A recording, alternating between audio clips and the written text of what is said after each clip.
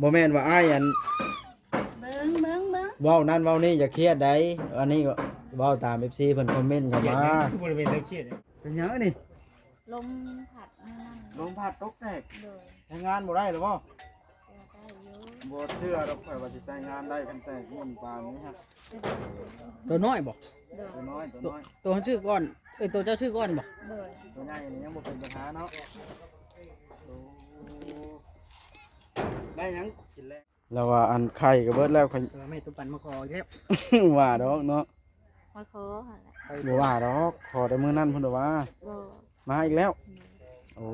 บ่ สุด แซนเอาน้ำอันนั้นให้เพิ่นก็ขอว่าสิให้เพิ่นแล้วเพิ่นหักบ่เอาก็ยากแล้ว ไผล่ะไผคอ ในตู้ ตัวปั่นบ่ โดย โอ้ เราเห็นอันส่วนหลายเราเห็นได้เราก็อยากได้เนาะเรากับบ่มีคือกันว่าง่ายๆซะเนาะ โดย อยู่ตัวเราอยู่ดอก แม่ แม่จะเป็นรักเป็นใหญ่เนาะบ่าววัด แม่ บ่าววัดสิบุกไปหาแม่ตัวปั่นถามให้รู้เรื่องเลยบ่ สิไปแล้วเดี๋ยวนี้ เดี๋ยวค่อยสิสัมภาษณ์ชาวเรื่องต่อ อ่า เนาะ สบายดี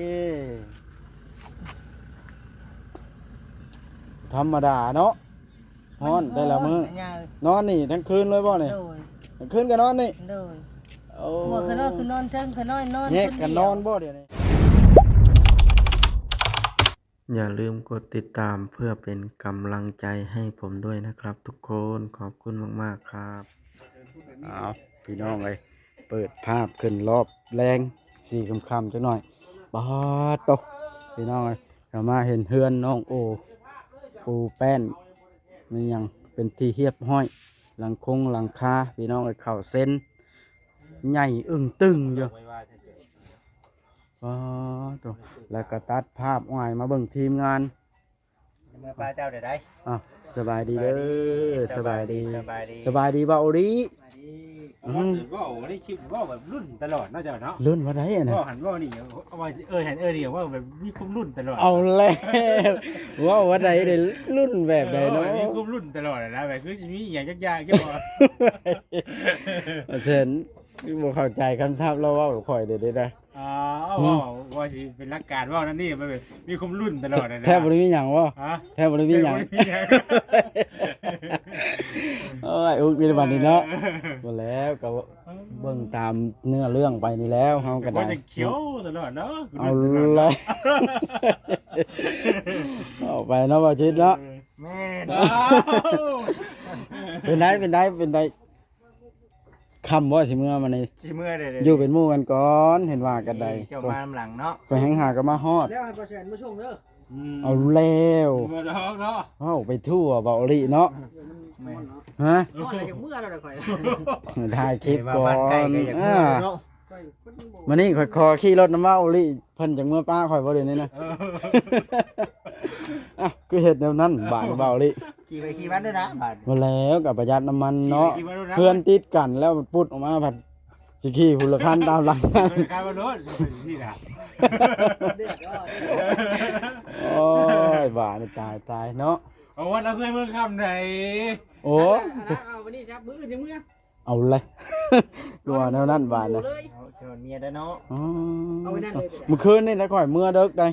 6 โมงไป มันคืนนี่คือเมื่อไรแค่วันนี้คือผ้าใช่ไหม เอาเลย โอ้ยโดย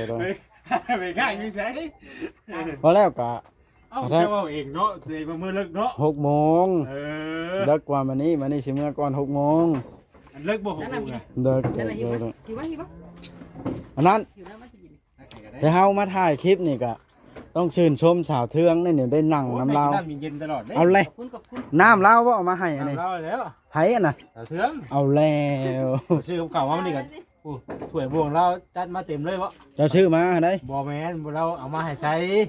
บ่เจ้าชื่ออันกับข้าวมาแล้วเอาถ้วยเรา แม่เราหาถ้วยบวง แล้วไผล้างบ้านนะ เราได้ไร โอ้ยบาดนี่เนาะเฮ็ดเป็นลาวโพดแต่เฮาก็ได้กลางเว้นนี่ญาติห่มเราพร้อมบ่ ได้คุมเราพ่ออีก เอาจะพาว่าเด้อไอ้เทืองเด้อ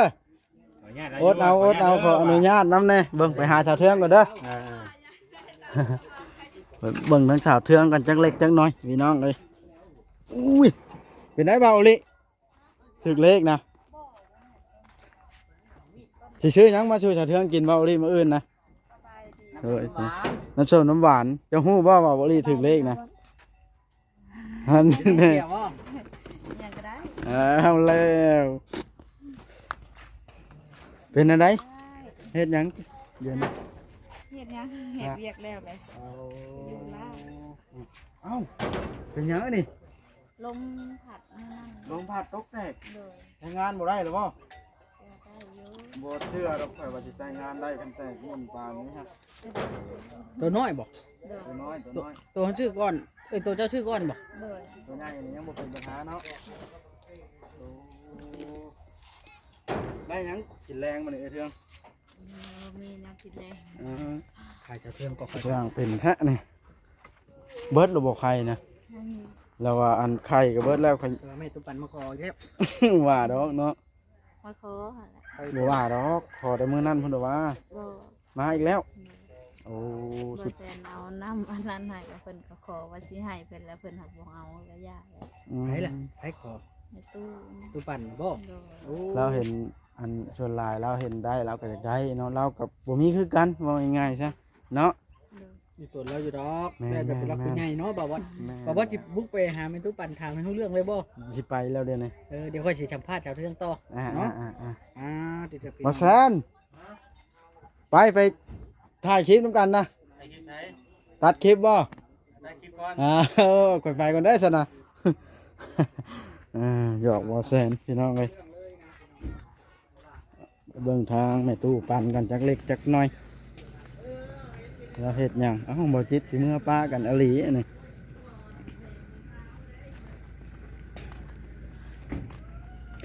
สับบีได้เอารับแล้วฮะสสบายดีเพิ่นรับบ่อ้าวมือนตาอยู่ใส่เฮ็ดแตลีรับอันนี้เอ้ย เป็นได้คือเฮ็ดแตลีรับเห็นกันว่าเครียดกันแท้บ่เดี๋ยวนี้ เดี๋ยว ฮะหรือว่าได มันฮ้อนบ่บ่เด้อ หันหลังใส่พร้อมฉันค่อยไปได้สนะคันว่าเฮ็ดแนวนี้ มันฮ้อนยาเอ้ย โอ้ สบาย ย ดีจ้า สบายดีธรรมดาเนาะนอนได้ละมื้อย าเอ้ย นอนนี่ทั้งคืนเลยบ่นี่ โดย ทั้งคืนก็นอนนี่ โดย โอ้ หัวขนอนคือนอนเทิงขนอนนอน แยกกันนอนบ่เดี๋ยวนี้ โดย เอาแล้ว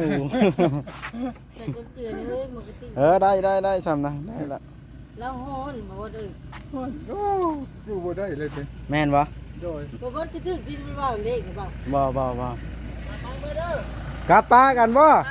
เอาโอเคบ๊ายบายมื้อหน้าจังพอกันเด้อโอเคเอาจิตพี่น้องไอ้เราเมื่อเนาะ ว่าเลยว่าผู้ใดมาก็แซวม่วนก็จะว่ามานะก็จะว่านะ แม่นบ่ โดย ไผมาม่วน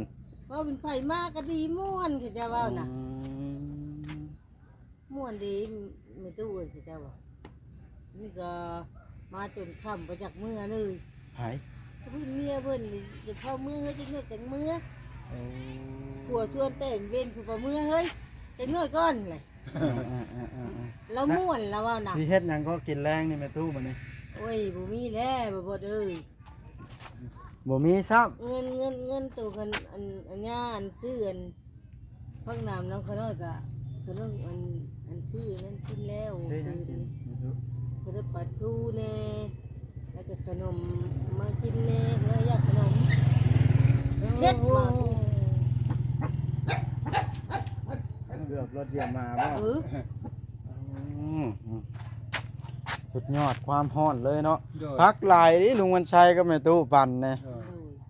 ซ้ำสิกินเนาะ โดย สาธุได้ขนม แล้วจะว่าจะใกล้เตรียมมามุ่งกันยาครอบค ฮะ รัวอะไรทีนี้ อันนี้นะบ่ โดย มันจะขาดเนาะ บ่บ่แม่นขาดข่าว อยากได้หยังอยากได้ไม้ข้าวนะบ่ โดย มันจักเซนละจังพอนะ เจ็ดตู่ 7โต โดย หนึ่งข้างละ3หนึ่งมัน6นะมา เจ็ดตัวพุ่นนี้ถึงนี่ จอมมันนะบ่ โดย เป็น7ทั้งจอม โดย เอาท่านได้แล้วแม่น7โตสมมุติโตละแสนก็700,000 โดย เนาะแล้วก็สังกะสีอีก บ่แล้วบ่เอาใส่สักสีมันฮ้อน อยากได้หยังซั่นน่ะ อ จะก็หย่าแหล้ว อยากได้หญ้า โดย หญ้าน่ะมันแพงได้ไผละ10,000 โดย มันจักไผบาทน่ะ 30 30ไผ โดย 10,000ก็300,000ฮะเนาะ โดย หญ้านะ300,000ก็30ไผ ย่าเนี่ยสังกะสีก็โลดเพื่อมันบ่เปื่อยเพื่อมันบ่หยัง แม่นบ่ ง่ายเนี่ยง่ายย่าขน้อยนี่เว้าย่าจะบ่อยากได้ดอกหน้าน่ะมันเปื่อย แม่นบ่ โดย อืม ว่าต้องขน้อยขึ้นฮอดอีกทุกขึ้นฮอดอีกขึ้นฮอดตัวแท้ ขึ้ ว่าน ฮอดตุก โดย ครับหย่า ขึ้นฮอดเฮ็ดหยังกระดักกระดอแท้ ห น่ะ ย่า30ไฟแล้วก็หย่าไม่เข้า 7 เจ็ด โต โต ไม่48ไม่48ก็ได้ โดยไม่48แต่อยากได้ ไม่48 4เมตรน่ะ โดย 7โต ครับไพ่นี่แหละนี่ไพ่ที่เที่ยวนี่ ไอ้ชลาเซลนี่ โดย คือหุงอยู่สักกลางคืนเนาะแม่ตุก บ่อันหุ่งจะดอกเดียวนี่ดอกนี้มันขาดเลยยาย มันขาดแล้วตอนนี้ใส่งานไปได้แล้ว เพื่อนเจ้าก็แปลนสะอาดดีเนาะ โดย เดินเฮือนเดินชานคักมานี่บ่ได้ไปใส่บ่ลุง ไปเก็บกระป๋องได้เงินอันนั้น15,000กีบ อ๋อ มากันซื้อที่เลี้ยว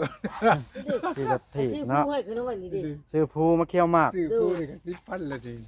โอ้อ่า ขน้อยบ่ตัวบ่อำดอกกะยายให้ขน้อยเอาแสดงตัวเลยนี่ โอ้ไผสิว่าตัวเนาะเพิ่นว่าก็ได้ซื้อภูซื้อไผสิว่าตัวเจ้าก็ได้เนาะ เอาความจริงเลย ผู้เลยสิปันเลยนี่ แม่น สบายดีบ่แสน สบายดีสบายดี บ่แสนคนรอ รับ บ่บ่คนรอคือกันเด้อบ่บ่ แม่นเราจักย่องได้แม่ตู้ปัน เบา มันบ่ใช่คือรอมือชวันแท้เนาะรอตลอด เดี๋ยวสิที่ชั่วโมงได้ยาเอ้ย เลย เลย โอ้ไปลงเหยียบเครื่องปลูกแม่ตู้ตายบ้านี่ขอโทษเด้อแม่ตู้เด้อ บ่เป็นหยังดอกกะยาบ่เป็นหยัง โอ้ยบ้านี่เป็นโทษแล้วบาดนะ ขน้อยบ่ได้หายอันยา คนละลงว่าหญ้าธรรมดาไปย่างดูที่เอา ๆไม่ยากดอก เป็นหยัง ฉันออกก่อนเสียนะมื้อหน้าจะสิเข้ามาเล่นน้ำใหม่ โดย เด้อ มันแข็งตาก่อน แม่นเอามื้อหน้าสิระวังให้กว่านี้แหม บ่เป็นหยังอันยา โอ้เป็นไดตุกขึ้นฮอดตุกใช่บ่ โดย แบบว่าเคยได้อุ้มลูกแล้วนะบ่ บ่แบบลูกแบบหลานน่ะนะอะไร จนให้ว่าเจ้าก็ได้ โดย เอาแล้ว ขน้อยก็ให้ คือว่าขึ้นฮอดแห้งกระดอดแท้ เอ้าขึ้นฮอดหลานนี่แล้วอันบ่แม่นว่าซั่นว่าสิดอกบ่บ่เอ้ยขน้อยก็บ่ได้สั่งเขาก็บ่ได้สั่งขน้อยอันยา อืม ลูกมันเฮาก็อุ้มเขาอยากอุ้มมือใดเฮาก็อุ้ม แม่นบ่ เลยคันมันเอาไปโดนเฮือนเชื่องอะขน้อยปล่อยให้มันไปให้บัดนี้อย่ามัน อ่า ขน้อยขึ้นฮอดดีได้ขน้อยบ่ได้ว่าซื่อๆได้ยายขน้อยขึ้นฮอดขน้อยเพลงคนน้อยนั่นแล้ว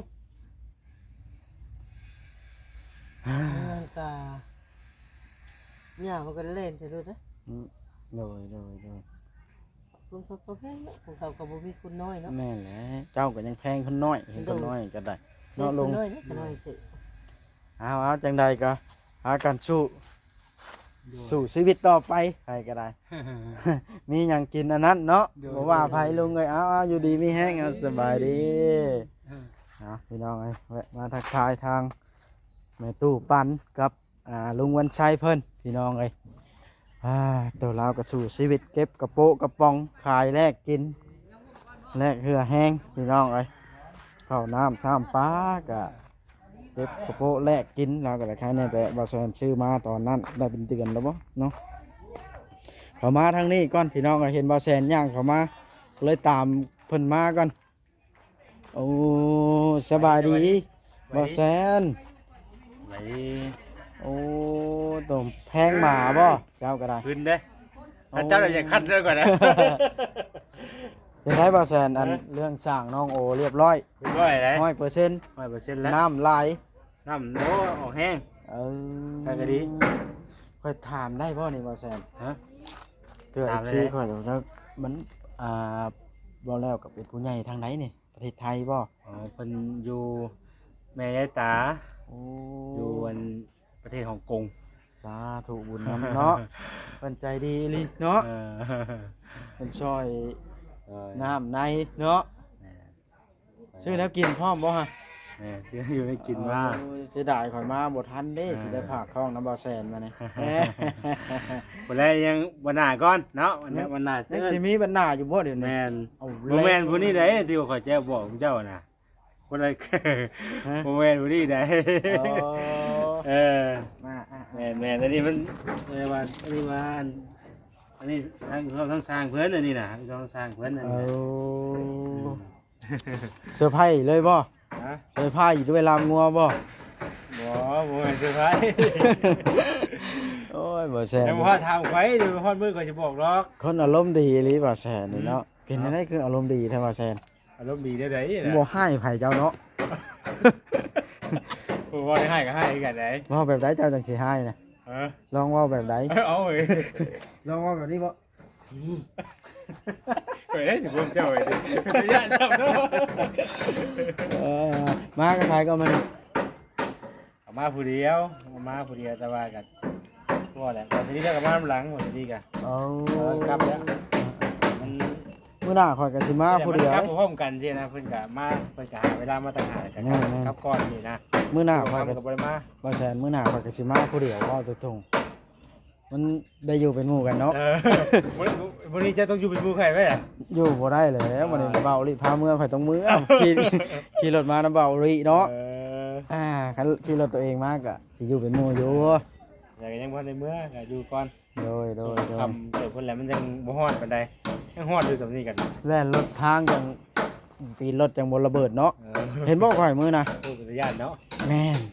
มันฮ้อนแห้งแล่นรถบ่ได้พัก ไก่บ่ ไก่ ฮอดเฮาเล่นไก่เนาะ แม่น จักกิโลมื้อนั้นไปมื้อนั้นน่ะ โย250 60นี่แหละ อ๋อ250 แม่นไปกลับก็ประมาณ500ปลาย ไปแล้วก็กลับเลย ไปกลับเลยบ่ได้พักโอ้ตัวว่าจนเมื่อยแห้ง ไก่ดีเนาะครั้งแรกว่า ครั้งแรกค่อยไปไกลแล้วครับแบบบ่แซนเลยเมื่อยแห้งจะตีรถค่อยระเบิดเลย โอ้มันเฮาเล่นไก่ดิเฮาเล่นทางไก่มันก็มันฮ้อนได้อากาศฮ้อนมันไปเหยียบกับอันนั่นบัดนี้โอ้ เบิ่งสิถาม ฮะ สิถามตามเจ้าตอบข่อยความเป็นจริงเลยเด้อเจ้าอย่าตัวได้ ถามก่อน บ่ต้องให้น้องแต่เสียใจอีกข่อยสิถามเรื่องน้องแต่นี่เป็นได้น้องแต่มานี่ครับแต่ละมื้อนี่กันบ่มื้อนี้ข่อยว่าดูดีขึ้นมานี่ ไป น้องแต่นี่ ดูดีขึ้นเยอะกว่านี้ ก็อยากให้เฮ็ดแบบนี้แต่ละมื้อเนาะแต่ละมื้อข่อยมาเห็นหัวยองจึกอยู่เอาแล้วว่ะ เอาก็ว่าเด็กกี้เป็นแม่ลูกอ่อน เจ้าต้องอันนั้นเด้อน้องแต่เด้อ แล้วน้ำขึ้นบัดนี้ ก่อนอื่นตื่นมา ต้องมีผมซะก่อนบ่ หวีผมช่วยหน้า เพื่อให้แม่ๆ FC ดูสะอาดสะอ้างเนาะ มันก่อยถึงบ่ต้องอยู่ เอาเลย ก่อยก็ยังได้พกวีเด้เหมือนกัน แม่นบ่ เอาแล้ว บ่แม่นว่าอ้ายอัน เบิ่ง เว้านั่นเว้านี่อย่าเครียดได้อันนี้ก็เว้าตาม FC เพิ่นคอมเมนต์เข้ามา คือบริเวณเครียดอย่างนี้ โยยันว่า สวยงามเนาะ หรือว่าอันน้องบอยบ่อยากให้เมียแต่งงามบ่ โอ้ยแล่แต่เพิ่นได้ เฮ้ยย่านว่าอย่าแต่งงามนะเฒ่าย่านนั้นคนมักนำนะก็ดอกบ่ได้ได้ก็ต้องเมียเฮ็ดอันบูดอุ่นยุงไปตลอดได้ผมว่าตุกมาอยู่2-3มื้อยังอันแต่งหน้าทาตา เอาลงมาดู เพิ่นใส่จนเบิดได้ น้องตุกบ่ทา มาเลย เครื่องเฮาเบิ่งแล้วเฮาว่าอยู่ค่ะ อ้าวเบาลิไปเอา เอาถามซะนะ มันฮ้อนบ่โอ้มันบ่สบายกับตัวแม่นี่เนาะ หล่อบ่แสนเนาะ คือเสียเนาะ นั่นแหละเฮาว่าอีกเด้อเอาตัวเหลืองๆใส่น้ำปลา แม่นนั้นประเทศไทยก็แบบว่าอาเซียอาเฮียเนาะแบบไปนั่งใส่ผู้สาวผู้หมุกพึกเลยแบบ เมียเราสิเบิ่งคลิปเอา อ้าวโอ้อ้ายอันนี้สงสัยสิกระเป๋าดาวทงตึ้งหมดว่าหุ่มมาซ้ายขวาแล้ว ได้ บ่ฟ้าบ่มีเงินไว้ก่อน บ่จักแล้ว เอาบ่ได้บ่มีเงินเกิดขึ้นดิ อันนี้ก็ยังบ่ฮู้นํเนาะมันบ่ได้ขันคือไก่ไดว่าเทื่อตบเบิ่งตรงอันยะอยู่ก็มีว่า ไม่มีเลยข่อยมีก็พอได้ใช้ได้จ่ายแล้วแต่ละเดือนก็ได้ เอา บ่หลาย โอ้คักเนาะบ่แสนเข้ามาเนาะน้องแต่คักบ่ คักไว้ได้เด้ ม่วนเสียงหัวแล้วเนาะ คักอยู่ว่าคักไว้ได้ ค่อยคักเสียงหัวเจ้า เอา นี่แล้วก็ถามชื่อ เออ ฮะ ก็ถามชื่อแล้วนี่เธอต้องถาม เสียงหัวนะว่าดอกของแบบนี้ก็มีขาย อ้าวถ่ายเลยเจ้าก็อัดคลิปเสียงไว้แล้วก็บัดจากฟังเสียงลงหัวก็เปิดแล้วฮะ ค่อยอยากเรียนรูปแบบเสียงเราบอกบ่ได้ ระวังเลย อ้าวของแบบนี้มันขึ้นอยู่กับตัวไผตัวมันแล้วอะคันแบบเฮียนแท้ก็ต้อง เสียลิขสิทธิ์ให้เพิ่น บ่เสียหรอกบ่โดน เพิ่นบ่คือนี่ติโน โอ้ได้ เอาหยอกกันมาแซนเด้อ ดีว่านั่นแหละ อย่าว่ากันได้อันนี้ก็ได้มันยืดยาวล่ะสิจบคลิปก่อนบ่แซนได้ บอกว่าไหนมีอยาก ไอ้ก่อนไอ้ก่อนเด้อ ให้เฮาว่ากี่ดีบ่ลูก ลูกก็ให้อยากได้แล้วน้องแต่ยังบอกให้ตอนนั้นมาน้องลูกข่อยเสียมันยังให้เบิดมื้อเบิดคืนทั้งอ้ายทั้งน้อ ข้อย ก็อยากเลี้ยงอยู่เลยแต่วันจักสิเอามาอยู่ใส่มาเบิ่ง เอาบาดในคลิปนี้ก็ได้สิได้ขอจบคลิปลงและเด้อพี่น้องเด้อเนาะคลิปนี้ก็สิบ่มีหยังหลายพี่น้องเอ้ยเว้าหยอกนัวหัวม่วนกันไป เนาะ อัปเดตคลิปหรือว่าการเป็นอยู่ของแต่ละครอบครัวที่วันนี้แม่น ใครกลัวเครียดให้กันได้เลยเนาะ แม่นใครกว่าเดือดเนาะ โอ้วัดได้เลือด เบิดแล้วเอาดีใจน้ำน้องแต่สิได้ก่อนี่เฮ็ดเทือนครัวอีกห้องก็ได้ก็ถือว่าเป็นการข้าวดีเด้อนี่ยามลมตีละแนงไว้มาแมวกับบ่เข้าบ่ได้กลางค่ำกลางคืนเนาะ อะไรคือการให้มันมา แม่นบ่เฮาก็เอาไว้อยู่ในซั่นน่ะเครื่องเอามา จบจำนี้แหละ